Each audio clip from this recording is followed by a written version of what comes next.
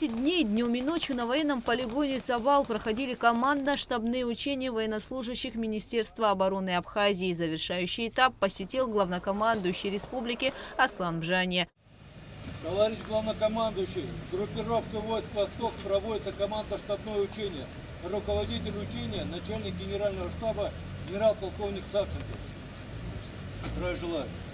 Начальник Генштаба Вооруженных сил Республики Абхазия генерал-полковник Владимир Савченко показывает президенту макет местности, на которой, согласно легенде, проходят боевые действия, и рассказывает о планах отражения атаки противника.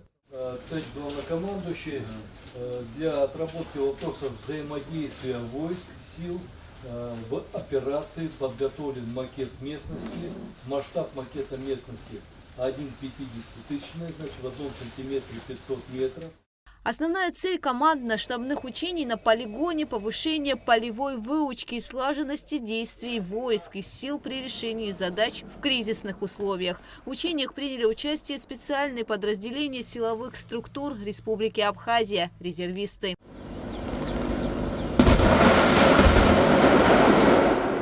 В ходе командно-штабных учений отработан комплекс задач, включающий боевую и мобилизационную готовность, подготовку и ведение боевых действий, их всестороннего обеспечения. Учения проводятся под руководством начальника Генерального штаба Вооруженных сил Республики Абхазия на всех полигонах и незнакомых для войск участках местности. Гугуца Вардания, Даур Гинапшба, Инал Квинже, Абхазское телевидение.